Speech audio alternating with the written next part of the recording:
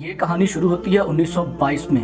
ہندوستان کے ایک شہر کرنال میں ایک بچہ پیدا ہوتا ہے جس کا نام اس کے والدین عبد الوہاب رکھتے ہیں۔ عبد الوہاب حاجی عبد الوہاب کیسے بنے؟ کیا آپ بھی یہ تمام حقائق جاننا چاہتے ہیں؟ تبلیغ کے ساتھ کیسے منسلک ہوئے؟ کس نے ہدایت کا راستہ بتایا اور ساری زندگی کیوں اللہ کے راستے میں دی؟ دیکھیے اس ایپیسوڈ میں۔ ناظرین، میں ہوں عمار حیدر۔ 1922 کی ایک رات ہندوستان کے ایک بڑے شہر میں ایک بچہ پیدا ہوا جس کا نام عبد الوہاب رکھا گیا۔ عبد الوہاب نے امبالہ شہر سے میٹرک کی تعلیم حاصل کی۔ 1939 میں اعلیٰ تعلیم کے لیے لاہور آ گئے۔ اسلامیہ کالج سے انٹر اور بیچلر کی ڈگری حاصل کی۔ پیدل چلنے کے انعامات جیتے۔ آپ جوانی سے ہی عبادت گزار، متقی، پرہیزگار تھے۔ ہمیشہ اللہ کی عبادت کے لیے وقت نکالتے۔ ایک دفعہ ظہر کی نماز کے لیے کالج کی کلاس سے نکلے تو ساری کلاس نے آوازیں لگائیں، وہ گیا۔ تو استاد کہنے لگے، جہاں وہ جا رہا ہے اگر تم بھی جانا چاہتے ہو تو اجازت ہے، کیونکہ وہ ایک ایسے راستے پر جا رہا ہے جو حقائق پر مبنی راستہ ہے، جو اللہ کی طرف بلاتا ہے۔ ہمیشہ کالج کے دوستوں سے سننے کو ملتا کہ تم فیل ہو جاؤ گے، تو ہمیشہ جواب میں ایک ہی جواب رکھتے، فرمایا کرتے کہ اگر میں فیل ہو بھی گیا دنیا کے امتحان میں تو مجھے کوئی دکھ نہیں، میں چاہتا ہوں کہ میں آخرت کے امتحان میں پاس ہو جاؤں، جو میرے اوپر اللہ نے ذمہ داری دی ہے، جو انسان کی تمام تر ذمہ داریوں کے باوجود انسان کے اوپر رائج کی جاتی ہے۔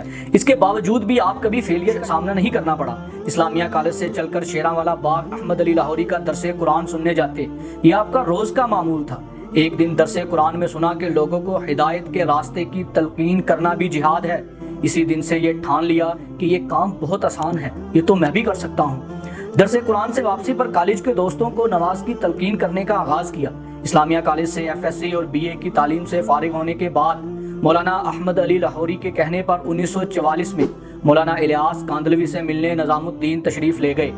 اسی سال 1944 میں مولانا الیاس کاندھلوی اپنے مالک حقیقی سے جا ملے، دنیا فانی سے رخصت ہو گئے۔ اس کے بعد 1947 میں پاکستان کی سرزمین پر تشریف لے آئے۔ 1947 کے بعد تبلیغی جماعت کا پہلا مرکز کراچی کی زمین کے اوپر بنایا گیا۔ مولانا الیاس کے بیٹے مولانا یوسف نے حکم دیا کہ عبد الوہاب پاکستان کی ایسی جگہ پر جا کر تبلیغ کا کام کرو جہاں شہر اور دیہاتوں تک آسانی سے رسائی ہو۔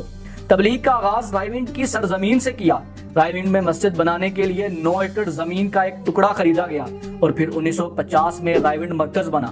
1975 میں تقریباً 25 سال تک یہ مرکز مقروض رہا، قرضے کے عوض چلتا رہا۔ لوگ تعاون کرتے بھی نہ تھے، لیکن قرض اٹھا کر اس مرکز کو چلایا گیا۔ یہ پہلا آغاز تھا ناظرین پاکستان کی سرزمین، پنجاب کی سرزمین لاہور کے اوپر، جہاں سے اس کو آغاز کیا گیا۔ پاس مرکز کے اور ضروریات کے لیے لوگ پیسے دینے کے لیے آتے تھے اور بہت بڑی مقدار میں لوگ پیسے خود لے کے آتے تھے، تو حضرت اسے قبول نہیں فرماتے تھے، بلکہ فرماتے تھے خود اس کو خرچ کرو جہاں ضرورت سمجھتے ہو، البتہ تم وقت لگاؤ۔ کہ یہ فرماتے تھے جملہ اکثر کہ جو جنت جان لگانے سے ملتی ہے، جو اللہ کا قرب جان لگانے سے ملتا ہے، وہ صرف مال لگانے سے نہیں ملتا۔ مالدار لوگ اس میں مطمئن ہو جاتے ہیں کہ مال دے دیا ہے، اب جان نہیں لگاتے، تو کسی کو مطمئن نہیں ہونے دیتے تھے اور اپنی ذات کے لیے ہدایہ کو بہت ناگواری ہوتی تھی۔ لوگ ہدایہ ان کے لیے جو لے کے آتے تھے، وہ فرماتے تھے میں یہاں اس لیے نہیں بیٹھا کہ لوگوں کے ہدیے قبول کروں، اور بہت بڑی محبت کرنے والے ان کے لیے پیشکشیں کرتے تھے، یہاں تک کہ بعد نے کہا کہ آپ اپنا یہاں پیارا رکھ لیتے ہیں آپ کے لیے سفر کرنا آسان ہو۔ فرماتے نہیں بھائی، میں تو اکانومی کلاس میں سفر کرنے والا آدمی ہوں، ایک عام عوام کا آدمی ہوں، عوامی سفر، زمینی سفر اس کو پسند فرماتے تھے۔ اور ایک عام غریب آدمی ایک دفعہ اکبری منڈی کا ایک بہت مزدور آدمی آیا اور مجھے یاد ہے انہوں نے کہا جی میں نے کچھ جمع کروانے ہیں آپ کی مرکز کی ضروریات کے لیے، تو حاجی صاحب نے مجھے فرمایا کہ بھائی سے پیسے رکھ لو، اور وہ پیسے صرف 1500 روپیہ تھا۔ یہ اس وجہ سے کہ وہ اس نے محنت کر کے کمائے اور اس کے حلال ہے، اسے بہت خوشی سے قبول فرما لیا۔ تو ان کی بنیاد یہی تھی کہ اللہ اور اللہ کے رسول، اس کے ساتھ جس کو محبت تھی وہ بھی محبت کرتے تھے۔ حاجی عبد الوہاب ہر ایک سے مالی معاونت لینے کے قائل نہیں تھے۔ تاریخ میں کئی دفعہ پیشکش کی گئی، ایک سال چھوڑ کر ایک سال حج پر جاتے تھے، وہاں کے شہزادے دعا کروانے کے لیے آتے تھے۔ ایک دفعہ اسلام آباد میں اجتماع منعقد کیا گیا۔ فوجی عامر مشرف اس وقت پاکستان کے صدر تھے اور شوکت عزیز اس وقت کے وزیر اعظم تھے۔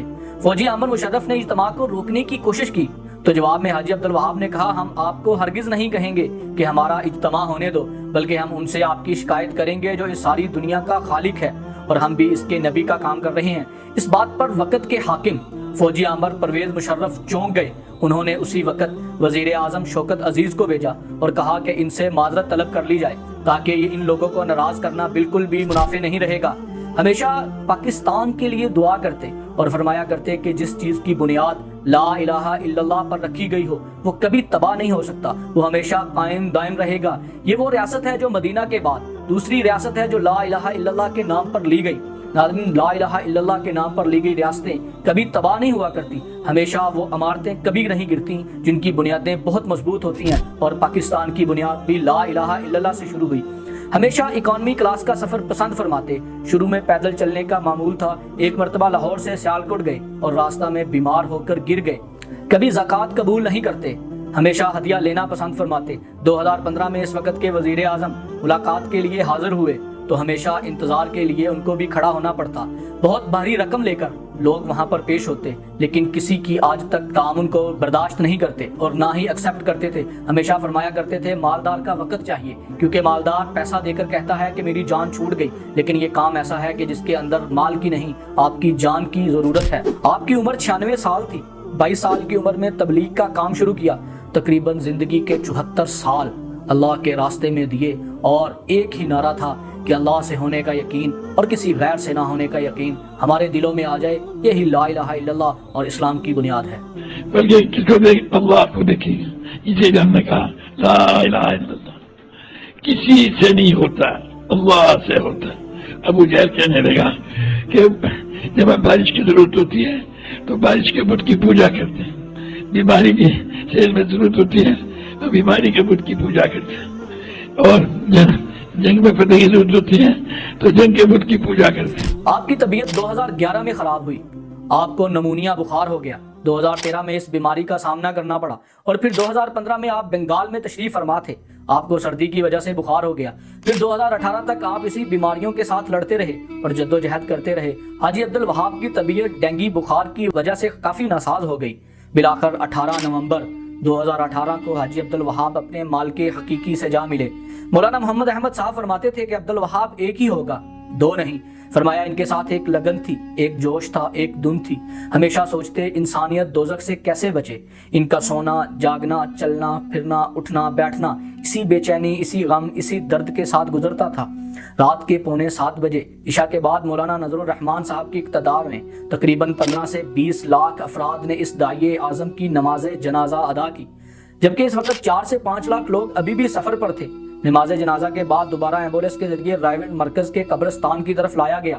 بے شمار عقیدت مندوں کی آہوں اور سسکیوں کے ساتھ اس 96 سالہ تھکے ماندے درویش کو آخری آرام گاہ میں پہنچا دیا گیا۔ ناظرین، یہ تھے حاجی عبدالوہاب جو 74 سال اپنی زندگی کے اللہ کے راستے میں دے کر گئے، ایک بڑا مرکز بنایا، اور آج تک دنیا میں ان کا نام گنا جاتا ہے۔ 256 ممالک کے اندر تقریباً اس وقت تبلیغی جماعتیں جو ہے وہ کام کر رہی ہیں اور اسلام کے بول کو بالا کر رہی ہیں۔ اب تک کے لیے اتنا ہی، خیال رکھیے گا۔ اسی کے ساتھ اپنا بھی اپنے اس چینل کا اجازت دیجیے۔ مارک، اللہ حافظ۔